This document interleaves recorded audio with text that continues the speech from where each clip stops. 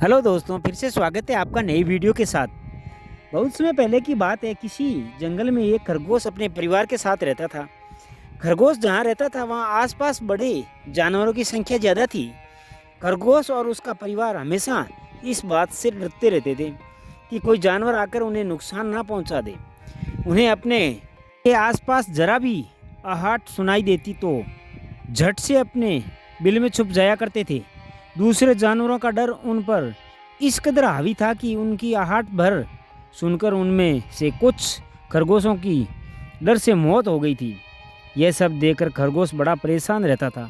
एक दिन घोड़ों का एक दल उनके घर के पास से गुजर रहा था। घोड़ों के आने की आवाज़ सुनकर सभी सहम गए और हमेशा की तरह अपने बिल में छुप गए। से पूरे दिन कोई बिल से बाहर खाने की तलाश में भी नहीं गया। अपने परिवार को इस हालत में देखकर खरगोश बेहद दुखी हुआ। उसने भगवान को कोसते हुए कहा कि हे भगवान, आपने हमें इतना कमज़ोर क्यों बनाया है? इस तरह जीने का क्या फ़ायदा जिसमें हर दिन अपनी जान को लेकर डर और भय बना रहता है। तभी सारे खरगोशों ने मिलकर फैसला लिया कि हर समय डर और भय से चलते बिल में छुपकर रहने से अच्छा होगा कि सब मिलकर एक साथ अपना जीवन त्याग देते हैं। सभी खरगोश इकट्ठे होकर आत्महत्या करने के लिए नदी की ओर निकल गए। नियत समय पर खरगोश और उसका परिवार नदी के पास पहुँचे। नदी के पास कई सारे चूहों के बिल थे। जब चूहों ने खरगोशों को आते हुए देखा तो सभी डर गए और इधर उधर भागने लगे।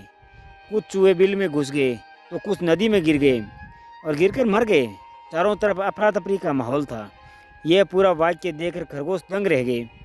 उन्हें इस बात का यकीन नहीं हो रहा था कि उन्हें देखकर भी किसी में बेहद दहशत हो सकती है।